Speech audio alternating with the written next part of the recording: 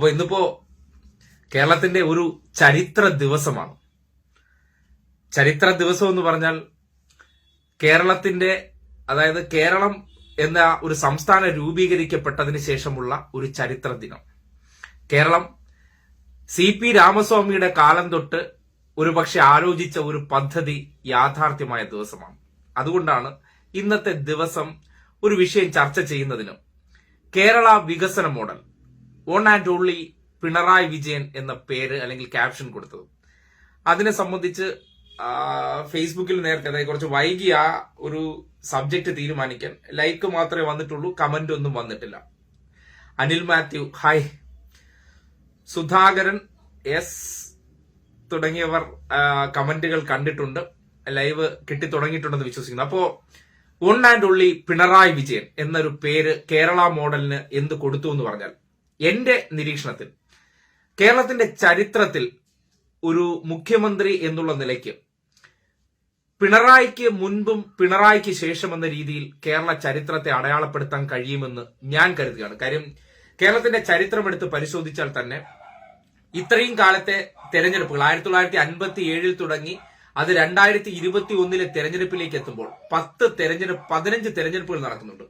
ഈ 15 തെരഞ്ഞെടുപ്പുകളിൽ കഴിയുമ്പോഴും പലരും 2 തവണ മുഖ്യമന്ത്രി ആയിട്ടുണ്ടെങ്കിലും പിണറായി വിജയൻ എന്ന വ്യക്തിക്കാണ് കേരളത്തിന്റെ ചരിത്രത്തിൽ തുടർച്ചയായി 2 തവണ മുഖ്യമന്ത്രിയാകാനുള്ള ഭാഗ്യമുണ്ടായത്, അല്ലെങ്കിൽ ജനം അതിനുള്ള ഒരു ജനവിധി കൊടുത്തത്. അതുകൊണ്ടാണ് എന്ത് കാര്യം എടുത്ത് പരിശോധിച്ചാലും പിണറായി എന്ന വ്യക്തിക്ക് മുൻപും അല്ലെങ്കിൽ മുഖ്യമന്ത്രിക്ക് മുൻപും മുഖ്യമന്ത്രിക്ക് ശേഷം എന്ന 2 കാലഘട്ടമായി തിരിക്കാൻ കഴിയുമെന്ന് ഞാൻ കരുതുന്നത്.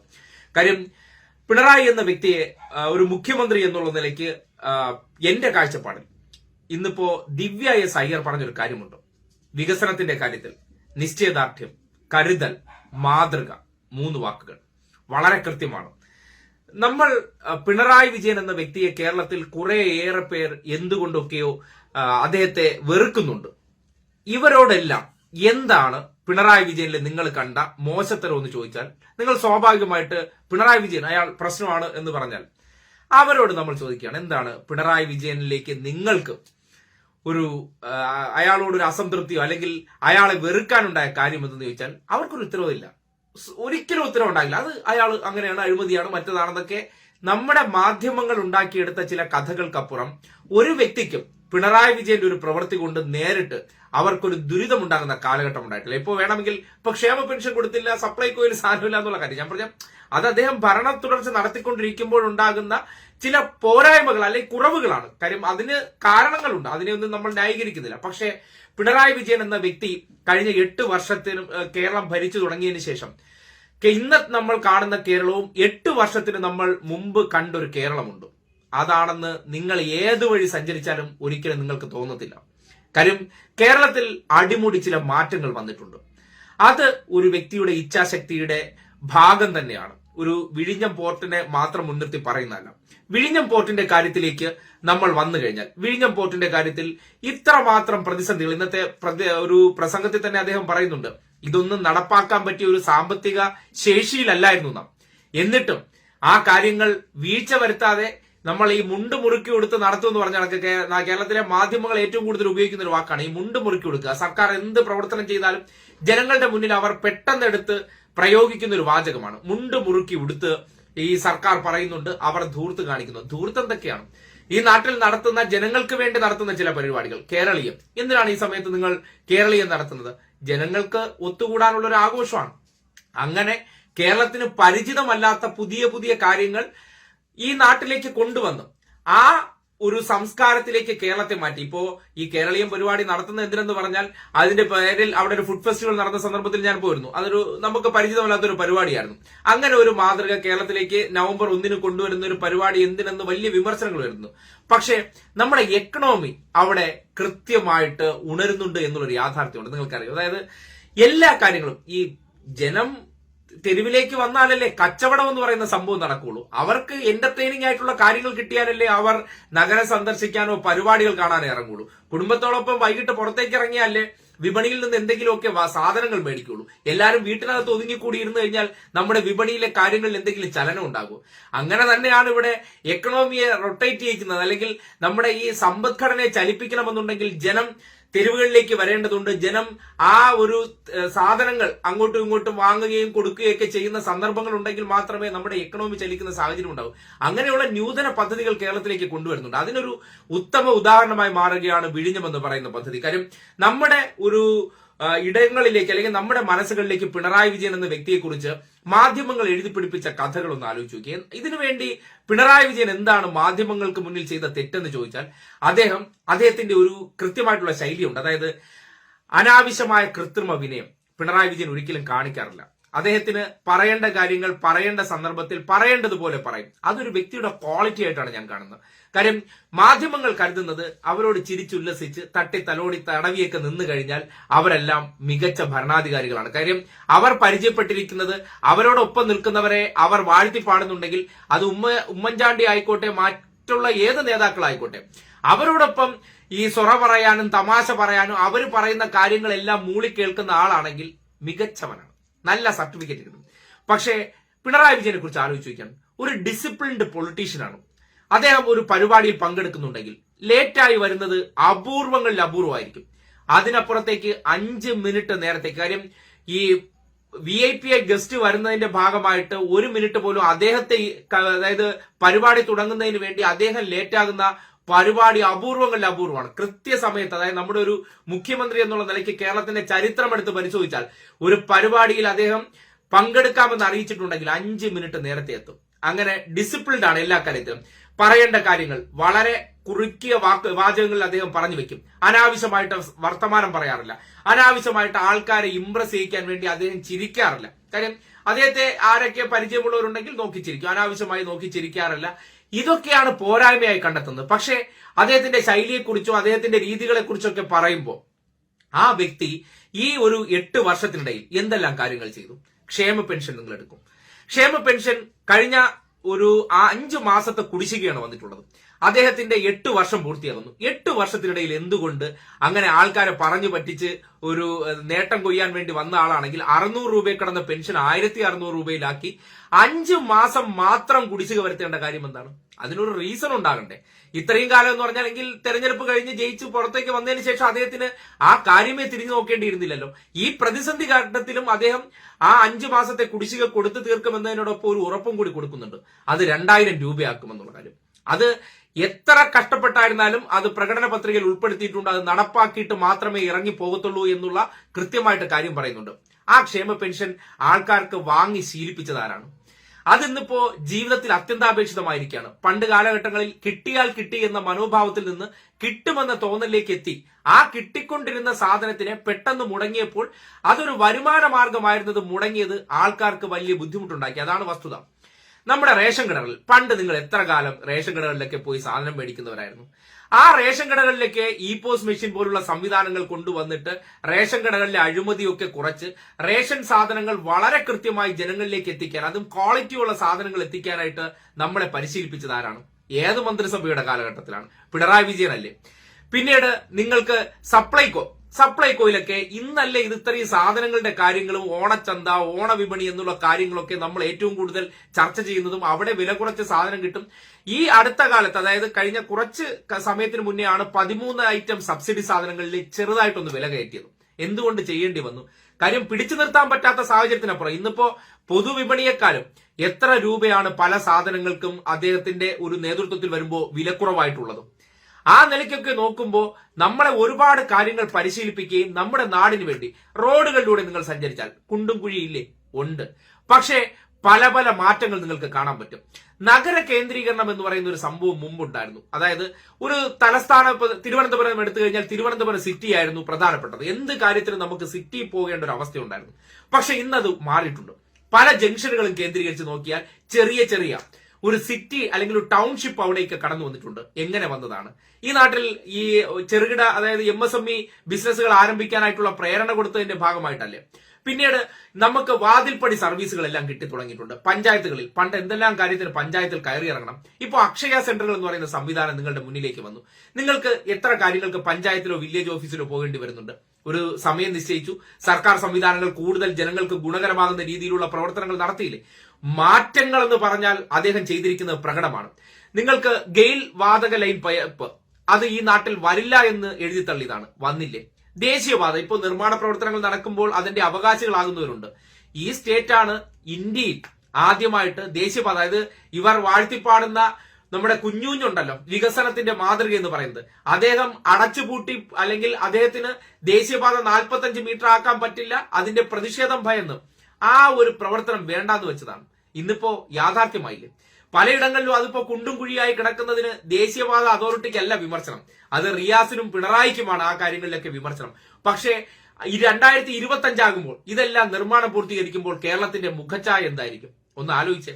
പല പല പദ്ധതികൾ ആലോചിച്ചു. കേരയിൽ എന്ന് പറയുന്ന ഒരു നവീകരണ അല്ലെങ്കിൽ ഒരു നൂതന പദ്ധതി വളരെ പെട്ടെന്ന് തിരുവനന്തപുരം മുതൽ കാസർഗോഡ് വരെ പോകാനായിട്ട് തുരങ്കം വെച്ച് എല്ലാം മുടക്കിയിട്ടുണ്ട്. വയനാട് തുരങ്കപാത, തൃശൂരിൽ കുതിരാൻ, എന്തെല്ലാം മാറ്റങ്ങൾ കാണുന്നുണ്ട്. ഇതൊക്കെ ഈ നാട്ടിലേക്ക് കൊണ്ടുവന്നതിൽ ഒരു മുഖ്യമന്ത്രി എന്നുള്ള നിലയ്ക്ക് ഈ നാട് വികസിക്കണമെന്നും മറ്റുള്ള നാടുകളോടൊപ്പം നമ്മുടെ നാടും എത്തണമെന്നുള്ള ഒരു കാഴ്ചപ്പാട് അദ്ദേഹത്തിനുണ്ട്. അതിന് ദിവ്യ IAS അയ്യർ വളരെ കൃത്യമായിട്ട് പറഞ്ഞു. കാര്യം ഏതെങ്കിലും രാഷ്ട്രീയക്കാർ പറയുന്നുണ്ടെങ്കിലല്ലേ അതിനെ ആ നിലയ്ക്ക് കാണേണ്ടതുള്ളൂ. ദിവ്യ IAS അയ്യറെ പോലുള്ള ഒരു IAS ഉദ്യോഗസ്ഥ കൂടെ വർക്ക് ചെയ്തതിന് ശേഷം ഈ നാടിനെ പുരോഗതിയിലേക്ക് കൊണ്ടുപോകണം, അല്ലെങ്കിൽ ഈ നാടിനെ നാളത്തെ തലമുറയ്ക്ക് വേണ്ടി പരുവപ്പെടുത്തി എടുക്കണമെന്നൊരു കാഴ്ചപ്പാടുള്ള ഒരു വ്യക്തിയെ എന്തെല്ലാം കാര്യങ്ങൾ പറഞ്ഞാണ് അധിക്ഷേപിക്കുന്നത്. അതായത് അദ്ദേഹത്തിന്റെ പ്രവൃത്തി ശൈലിയെക്കുറിച്ചാണ് എപ്പോഴും സംസാരിക്കുന്നത്. അല്ലാതെ അദ്ദേഹം എപ്പോഴെങ്കിലും അഴിമതി നടത്തിയോ? ഇവരുണ്ടാക്കുന്ന ചില കഥകൾക്കപ്പുറം എവിടെയാണ് അഴിമതിയുടെ ഏതെങ്കിലും ഒരു കേസിൽ ഇദ്ദേഹത്തെ പ്രതി ചേർത്തിട്ടുണ്ടോ? ഇവർ ലാവ്ലിൻ എന്നൊക്കെ പറയുന്നുണ്ട്. ലാവ്ലിൻ കേസ് ഇപ്പോൾ സുപ്രീം കോടതിയിൽ നിൽക്കുകയാണ്. പിണറായി വിജയൻ പോയി പറയുകയാണോ കേസ് മാറ്റിവെയ് എന്ന്? പിണറായി വിജയൻ ആ കേസ് തീർക്കാൻ ആവശ്യപ്പെടുന്ന ഒരു വ്യക്തിയാണ്. പക്ഷേ എല്ലാ കാലത്തും ആക്ഷേപം ഉന്നയിക്കാൻ വേണ്ടി കോൺഗ്രസുകാർക്ക് ഒരു സംഘപരിവാർ ഇട്ടുകൊടുത്തിരിക്കുന്ന ഒരു ആയുധമാണ്. അവർക്കും ഇവിടത്തെ മാധ്യമങ്ങൾക്കും തലക്കെട്ടുകൾക്ക് വേണ്ടി ഓരോ തവണ ഇത് മാറ്റിവെക്കുകയാണ്. ഇപ്പോൾ അരവിന്ദ് കെജ്രിവാളിനെ ചുമ്മാ പിടിച്ച് അകത്തിട്ടിരുന്ന ഒരു അവസ്ഥയുണ്ട്. ഷിബു സോറനെ പോലെ ഒരു മുഖ്യമന്ത്രി അകത്തിട്ടിരുന്ന ഒരു അവസ്ഥയുണ്ട്. അന്ന് ഇവർ പറഞ്ഞുകൊണ്ടിരുന്നത് എന്തുകൊണ്ട് പിണറായി അറസ്റ്റ് ചെയ്യുന്നില്ല എന്നാണ്. അറസ്റ്റ് ചെയ്യാനായിട്ട് അവർക്ക് വേണ്ടത്ര തെളിവില്ലെന്ന്. അതായത് അദ്ദേഹം ഇപ്പോഴും കല്ലുപോലെ ഉറച്ചു നിൽക്കുന്നതും ഈ സംസ്ഥാനത്തിന് വേണ്ട കാര്യങ്ങൾ ചെയ്യാനുള്ള ഒരു മാനസികാവസ്ഥ അല്ലെങ്കിൽ ധൈര്യം അദ്ദേഹത്തിനുള്ളത് സ്വന്തമായി അദ്ദേഹത്തിന് ഒരു വിശ്വാസമുള്ളതാണ്. നമ്മൾ ആരായിരുന്നാലും ഒന്ന് ആലോചിച്ച് നോക്കിയത്, ഏത് വ്യക്തി ആയിക്കോട്ടെ, നമ്മൾ ഒരു കള്ളം ചെയ്തിട്ടുണ്ടെങ്കിൽ അല്ലെങ്കിൽ എന്തെങ്കിലും അഴിമതിയോ കാപട്യമോ കാണിച്ചിട്ടുണ്ടെങ്കിൽ നമ്മുടെ ഉൾക്കിടിലമുണ്ടാകും. നമുക്ക് കല്ല് പോലെ നിൽക്കാൻ പറ്റില്ല. മാനസികമായി നമ്മൾ പതറും. എത്ര നമ്മൾ പിടിച്ചു നിൽക്കാൻ ശ്രമിച്ചാലും നമ്മൾ അത് ഉണ്ടെങ്കിൽ നമ്മുടെ ഉള്ളിൽ അത് ആശങ്കയാണ്, നമ്മുടെ സമാധാനം നഷ്ടപ്പെടുന്ന ഒരു അവസ്ഥയുണ്ടാകും. ആ ഒരു കാര്യത്തിലാണ് ഒരാളുടെ കോൺഫിഡൻസ് വർദ്ധിക്കുന്നത്. അതായത് ഞാൻ ചെയ്തിട്ടില്ല, ഞാൻ ചെയ്യുകയുമില്ല. ഇങ്ങനെ ഒരു ആത്മവിശ്വാസം അഴിമതിയുടെ കാര്യത്തിൽ പിണറായി വിജയന്റെ ഉള്ളിൽ ഉള്ളതുകൊണ്ട് തന്നെയാണ് അദ്ദേഹം എത്രമാത്രം കൊടുങ്കാറ്റ് പോലെ അഴിമതി ആരോപണങ്ങൾ കൃത്രിമമായി ഉണ്ടാക്കിയെടുത്തിട്ടും നിലകൊള്ളുന്നത്. എന്നിട്ടും ഈ സ്റ്റേറ്റിന്റെ ഡെവലപ്മെന്റിന് വേണ്ടി എന്തെല്ലാം നൂതന പദ്ധതികൾ. ആദ്യത്തെ ഡിജിറ്റൽ യൂണിവേഴ്സിറ്റി എവിടെയാണ്? ആദ്യത്തെ മലയോര ഹൈവേ എവിടെയാണ്? തീരദേശ ഹൈവേ എവിടെയാണ്? ഇതൊക്കെ ഇന്ത്യയിൽ നിന്ന് എന്താണ് മറ്റൊരിടത്തും വരാത്തത്? കേന്ദ്ര സർക്കാർ കേരളം മാത്രം തെരഞ്ഞുപിടിച്ച്, ഇവിടെ BJP സർക്കാർ ഒന്നും അല്ലല്ലോ ഭരിക്കുന്നത്, കേരളത്തെ മാത്രം തെരഞ്ഞുപിടിച്ച് വികസനങ്ങൾ വാരിക്കോരി കൊടുക്കുകയാണോ? ഈ നാട് കൊറോണ കാലഘട്ടത്തിൽ അടച്ചു കിടന്ന സന്ദർഭങ്ങളിൽ ഓരോ വീടുകളിലും കിറ്റ് എത്തിച്ചില്ലേ? പെൻഷൻ എത്തിച്ചില്ലേ? എന്താ ആ കാലഘട്ടത്തിൽ വരുമാനമില്ലെന്ന് പറഞ്ഞ് കൈമലർത്തിക്കൂടായിരുന്നു? എന്തുകൊണ്ട് അതെല്ലാം ചെയ്തു? അദ്ദേഹം വളർന്നു വന്ന ഒരു സാഹചര്യം തന്നെയാണ് അദ്ദേഹത്തെ രൂപപ്പെടുത്തിയിരിക്കുന്നത്. സാധാരണക്കാരന്റെ ജീവിതം എന്താണെന്ന് സ്വന്തം കാലഘട്ടം അല്ലെങ്കിൽ സ്വന്തം വളർച്ചയുടെ കാലഘട്ടവും അനുഭവിച്ച ദുരിതങ്ങളും ഒരു വ്യക്തിയെ പരുവപ്പെടുത്തിയിട്ടുണ്ട്. അതുകൊണ്ട് ഗിമ്മിക്കുകൾ കാട്ടില്ല. പിന്നെ മാധ്യമ പരിലാളന. പിണറായി വിജയൻ എന്നൊരു വ്യക്തി വളർന്നു വന്നത് ഒരിക്കലും മാധ്യമ പരിലാളനയിലൂടെയല്ല. അദ്ദേഹം സംശുദ്ധമായ രാഷ്ട്രീയം നടത്തി കടന്നു വന്ന വ്യക്തിയാണ്. അത് ഈ നാട്ടിലെ പലരെയും പൊള്ളിച്ചിട്ടുണ്ട്. കാര്യം നമ്മളൊന്ന് ആലോചിച്ചാൽ മതി, എന്തുകൊണ്ട് കേരളത്തിൽ ഇടതുപക്ഷ രാഷ്ട്രീയത്തിലുള്ളവരുടെ കുടുംബാംഗങ്ങളെ കുറിച്ച് മാത്രം, അവരുടെ വിവരങ്ങൾ മാത്രം എല്ലായ്പ്പോഴും ചർച്ചയാകുന്നു, പുറത്തു വരുന്നുണ്ട്. കാര്യം നിങ്ങൾക്കിപ്പോ പിണറായി വിജയന്റെ കുടുംബത്തിൽ ആരൊക്കെ ഉണ്ടെന്ന് ചോദിച്ചാൽ അവരെ കുറിച്ച് അറിയാം. കോടിയേരി ബാലകൃഷ്ണന്റെ മക്കളെ കുറിച്ച് ചോദിച്ചാൽ അവരെ കുറിച്ച് അറിയാം. പക്ഷെ നിങ്ങൾക്ക് രമേശ് ചെന്നിത്തല പെട്ടെന്ന് പേര് പറയാൻ പറ്റൂ? ഉമ്മൻചാണ്ടിയുടെ മകൻ, ഇപ്പോ ചാണ്ടി ഉമ്മൻ മകനായിട്ട്, അതായത് MLA ആയതുകൊണ്ട് അറിയാം. നേരത്തെ PT തോമസ്, അദ്ദേഹം മരണപ്പെട്ടപ്പോൾ അദ്ദേഹത്തിന്റെ ഭാര്യ ഇന്ന ആളാണെന്ന് നിങ്ങൾക്ക് അറിയാൻ പറ്റി. അല്ലെങ്കിൽ G കാർത്തികേയന്റെ മകൻ രാഷ്ട്രീയത്തിൽ വന്നപ്പോൾ ശബരിനാഥനാണ് നിങ്ങൾക്ക് അറിയാൻ പറ്റി. അല്ലാതെ കോൺഗ്രസ് നേതാക്കന്മാരുടെ മക്കളെ കുറിച്ച് നിങ്ങൾക്ക് എങ്ങനെയാ എന്തെങ്കിലും വിവരമുണ്ടോ? അതൊന്നും ഒരിക്കലും ചർച്ചയാവില്ല. അവരുടെ ജീവിതങ്ങളൊക്കെ പാടിപ്പുഴുത്തലാണ് പതിവ്.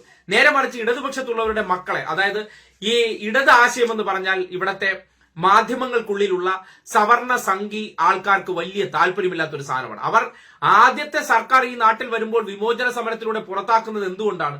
എന്തായിരുന്നു കാരണം? മാർക്സിസ്റ്റ് ആശയം അല്ലെങ്കിൽ ഇടത് ആശയം എന്ന് പറയുന്നത് എപ്പോഴും തൊഴിലാളികൾക്ക് വേണ്ടി നിലകൊള്ളുന്ന ഒരു ആശയമാണ്. ആ തൊഴിലാളി പാർട്ടി എന്ന് പറഞ്ഞാൽ ഇന്നലകളിൽ ഈ സവർണർ മാടമ്പിമാർ ഭരിച്ചിരുന്നവരാണ്. അവരെ ഈ തൊഴിലാളി പാർട്ടി മുൻപന്തിയിലേക്ക് കൊണ്ടുവരുന്നു, അവരൊപ്പം കൊണ്ടുവരുന്നു എന്നുള്ള ഒറ്റ പ്രശ്നമാണ് ഇവർ നേരിടുന്നത്. ആ പ്രശ്നത്തെ കൃത്യമായി ആ വിഭാഗത്തിന് വേണ്ടി നിലകൊള്ളുന്നത് കൊണ്ടാണ് പിണറായി വിജയൻ അവർക്ക് അസംതൃപ്തരാകുന്നത്. കാര്യം ഒരു തരത്തിലും ഇത്തരം ആൾക്കാരുടെ മുന്നിൽ അദ്ദേഹം വിനയമെന്ന് പറയുന്ന കാര്യം കാണിക്കില്ല. ചങ്കൂറ്റത്തോടെ നിൽക്കും. ഒരടി പോലും അദ്ദേഹം പിന്നോട്ടും മാറില്ല. എടുത്ത നിലപാടിൽ നിന്ന് ഇവർ എത്ര തലകുത്തി മറിഞ്ഞാലും അതിൽ നിന്നൊന്നും പിൻവാങ്ങണമെങ്കിൽ പിണറായി ഒന്നുകൂടി ജനിക്കേണ്ടതുണ്ട്. പിന്നെ ഇവർ ഈ സമൂഹത്തിൽ സൃഷ്ടിച്ചിരിക്കുന്ന കുറേയേറെ ബിംബങ്ങളുണ്ട്. അവരെ ആരാധിച്ചോളണം. അതൊരു സമൂഹത്തിന്റെ മുന്നിൽ അവർ പറയാതെ പറഞ്ഞിരിക്കുന്ന ഒരു നിബന്ധന അല്ലെങ്കിൽ നിയമമാണ്, അലിഖിത നിയമമാണ്. അതൊന്നും അനുസരിക്കാൻ സൗകര്യമില്ലാത്തൊരു വ്യക്തിയാണ് അദ്ദേഹം. ആ കാര്യവുമായി ബന്ധപ്പെട്ട എന്തെങ്കിലും ഉണ്ടെങ്കിൽ അത് ചെയ്യും. അല്ലാതെ ഇവരെയൊക്കെ താങ്ങി വണങ്ങുക എന്ന് പറയുന്നത് സൗകര്യപ്പെടില്ല എന്ന് പറയും. അതുകൊണ്ടാണ് കേരളത്തിന്റെ കഴിഞ്ഞ 8 വർഷത്തിനിടയിൽ ഇതുപോലൊരു ഭരണാധികാരി വന്നിരുന്നത് കൊണ്ടാണ് കേരളം മാറിയത്. കാര്യം ഈ ആരെയും കാല് പിടിക്കാൻ പോകാതെ അദ്ദേഹത്തിന് കിട്ടിയ അധികാരം ഉപയോഗപ്പെടുത്തിക്കൊണ്ട് ഈ നാടിന് ആവശ്യമുള്ള കാര്യങ്ങൾ എന്തൊക്കെയാണെന്ന് വളരെ കൃത്യമായി അതുമായി ബന്ധപ്പെട്ടവരുമായി ചർച്ച ചെയ്ത് മനസ്സിലാക്കി അതിനുവേണ്ടി ഇടപെടൽ നടത്തുകയായിരുന്നു. കാര്യം ഒന്ന് ആലോചിച്ചാൽ മതി, ഇതെല്ലാം എത്ര കാലം മുമ്പ് നമ്മുടെ നാട്ടിൽ വരാമായിരുന്നു. വിഴിഞ്ഞം ഒന്ന് ആലോചിച്ച്. UPA സർക്കാർ അധികാരത്തിലിരുന്നതാണ്. ഉമ്മൻചാണ്ടി ഈ നാട്ടിൽ മുഖ്യമന്ത്രിയായിരുന്ന വ്യക്തിയാണ്. രണ്ടിടത്തും, അതായത് കേന്ദ്രത്തിലും സ്റ്റേറ്റിലും ഇവർ ഭരിച്ചിരുന്ന കാലഘട്ടം എത്ര തവണ ഉണ്ടായിരുന്നു? ആ സന്ദർഭങ്ങളിലെല്ലാം വിഴിഞ്ഞം എന്നേ കോൺഗ്രസുകാരുടെ കാലഘട്ടത്തിൽ നിർമ്മാണം തുടങ്ങിക്കൂടായിരുന്നു. അത് എന്നേ പൂർത്തീകരിക്കാമായിരുന്നു. എന്തേ ചെയ്തില്ല? അപ്പോ അതിനൊക്കെ ഇവർ ഓരോരോ കഥകൾ മെനയുന്നുണ്ട്. അതെ, ഉമ്മൻചാണ്ടിയുടെ കാലഘട്ടത്തിലാണ് അദാനിയെ കൊണ്ടുവന്ന് ഒപ്പിടിച്ചത്. പക്ഷെ ഒരിക്കലും ഇത് നടക്കുമെന്ന് അവർ സ്വപ്നത്തിൽ പോലും കരുതിയില്ല.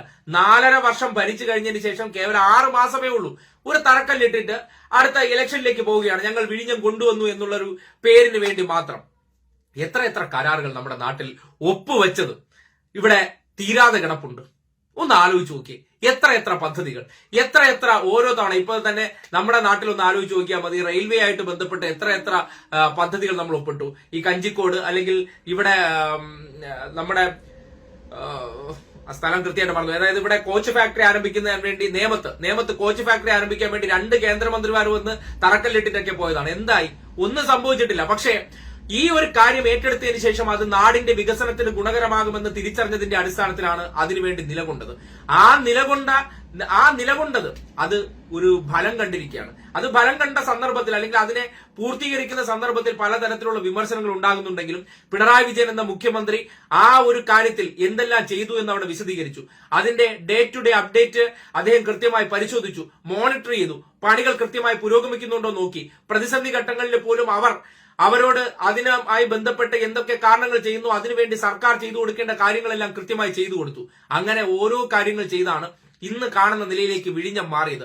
ഒരു തറക്കല്ലിട്ടിട്ട് ഉമ്മൻചാണ്ടിയാണ് എല്ലാം ചെയ്തതെന്ന് പറഞ്ഞാൽ വെറും ഒരു തറക്കല്ലിട്ട് കഴിഞ്ഞാൽ അവിടെ ഈ പറയുന്ന മദർഷിപ്പ് അടുക്കുമായിരുന്നു. ഒരു കരാറൊക്കെ നിങ്ങൾ അത് അവിടെ UPA സർക്കാർ ഇരുന്ന കാലഘട്ടത്തിൽ നേടിയെടുത്തത് ഒരു വലിയ സംഭവമായിട്ടാണ് അവതരിപ്പിക്കുന്നത്. UPA സർക്കാർ ഇരുന്ന കാലഘട്ടത്തിൽ നേടിയെടുക്കാൻ പറ്റാത്തത് ഏറ്റവും ഒടുവിൽ അവർ നേടിയെടുത്തതെന്തോ വലിയ കാര്യമായിട്ടാണ് അവതരിപ്പിക്കപ്പെടുന്നത്. ആയിക്കോട്ടെ, പക്ഷേ ഒരു കാര്യമുണ്ടായിരുന്നു. നിങ്ങൾക്ക്, അതായത് കോൺഗ്രസിന്റെ പ്രധാനപ്പെട്ട 8 കേന്ദ്രമന്ത്രിമാരൊക്കെ ഉണ്ടായിരുന്ന ഒരു കാലഘട്ടവും സ്റ്റേറ്റിൽ ഭരണം ഉണ്ടായിരുന്ന കാലഘട്ടത്തിൽ എന്തുകൊണ്ട് നിങ്ങൾ ചെയ്തില്ല എന്ന ചോദ്യത്തിന് നിങ്ങൾ എന്തുത്തരം പറയും?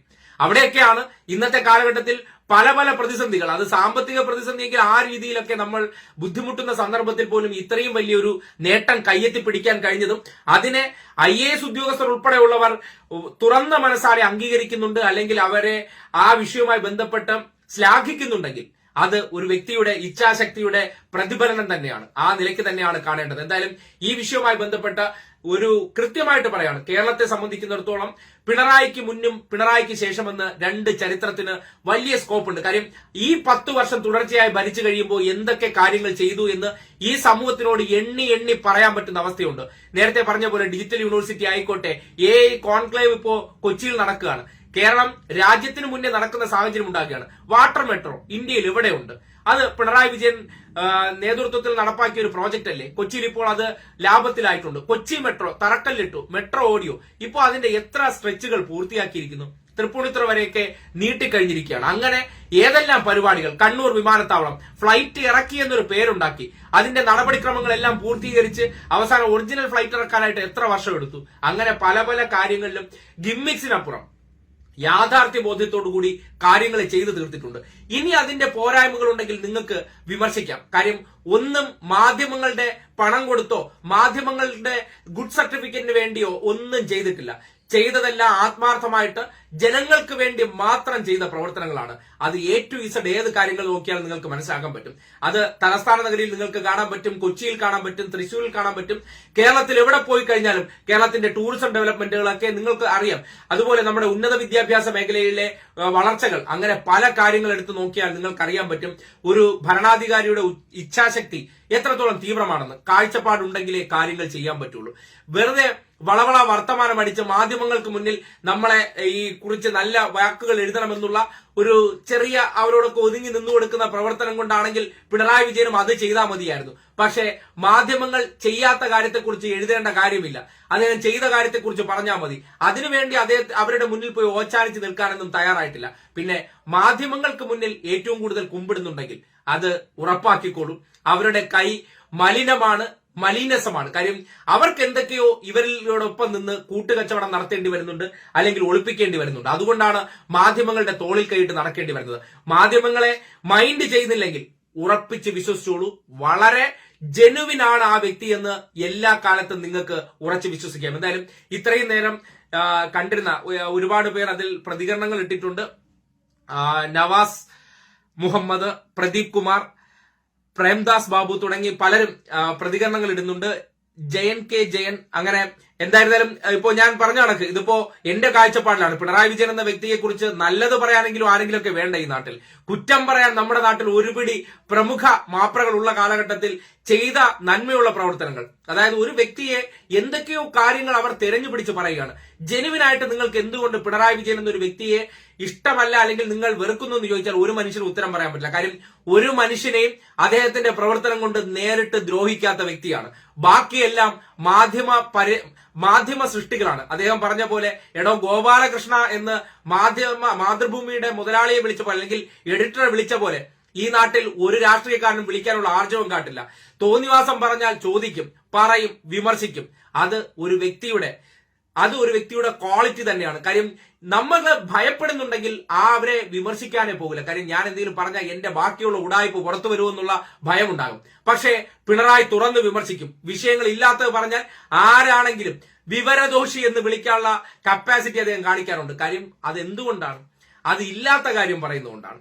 അത് ആരായിരുന്നാലും പറയും. ഒരു മാധ്യമത്തിന്റെ മുന്നിലും അദ്ദേഹം മുട്ടുമടക്കിയില്ല. അതിനൊരു ക്വാളിറ്റി ആയിട്ടാണ് കാണേണ്ടത്. അല്ലാതെ നമ്മൾ എല്ലാവരുടെയും മുന്നിൽ മറ്റേ ചിരിച്ച് ഉല്ലസിച്ച് അല്ലെങ്കിൽ ഒരു കാര്യവും ചെയ്യില്ലെങ്കിലും അവരെ മുന്നിലൊക്കെ വന്ന് നിന്നിട്ട് ഇളിച്ച് കാണിച്ചിട്ട് പോകുന്നതിനപ്പുറം പറയേണ്ട കാര്യം പറയേണ്ട സന്ദർഭത്തിൽ പറഞ്ഞിട്ട് പോകുന്നത് തന്നെയാണ് ഒരു മികച്ച ഭരണാധികാരിയാകുന്നത്. അദ്ദേഹത്തിന്റെ ഞാൻ പറഞ്ഞൊരു മനുഷ്യനാണ്. കുറവുകൾ ഉണ്ടാകുമെന്നേ, തെറ്റുകൾ സംഭവിക്കുമെന്നേ. ഇതൊന്നും സംഭവിക്കാത്ത ആൾക്കാരെ പോലെയാണ് ചിലരൊക്കെ വിമർശിക്കുന്നത്. മനുഷ്യർക്ക്, അതായത് ഇവരെ പോലുള്ളവർക്കൊന്നും ഒരിക്കലും ഒരു തെറ്റും പറ്റില്ല, പോരായ്മകളില്ലാന്ന്. മനുഷ്യ സൃഷ്ടിയാണെങ്കിൽ അവർക്ക് അവരുടേതായിട്ടുള്ള ഗുണങ്ങൾ ഉണ്ടാകും. അതല്ലാതെ കൃത്രിമമായി കാണിക്കുന്നത് എന്തും അവരുടെ നിലനിൽപ്പിന് വേണ്ടി കാണിക്കുകയാണ്. അതിനപ്പുറത്തേക്ക് ഞാൻ ഇതാണെന്ന് തുറന്നു കാട്ടിക്കൊണ്ട് ഒരാൾ പ്രവർത്തിക്കുന്നുണ്ടെങ്കിൽ കണ്ണടച്ച് വിശ്വസിക്കാം. അത് തന്നെയാണ് പിണറായി എന്ന് ഉറപ്പിച്ചു പറയുകയാണ്. അപ്പോ ഈ രാത്രി എല്ലാവരും കേട്ടിരുന്നതിൽ ഒരുപാട് സന്തോഷമുണ്ട്. എല്ലാവർക്കും എതിരഭിപ്രായങ്ങൾ ഉള്ളവർക്ക് അത് കമന്റ് ചെയ്യാം. എന്തായാലും എല്ലാവർക്കും ഒരു ശകലം നീണ്ടുപോയെന്ന് തോന്നുന്നു. ഒരു ശുഭരാത്രി ആശംസിക്കുകയാണ്. നാളെ മറ്റൊരു വിഷയവുമായി നമുക്ക് കാണാം.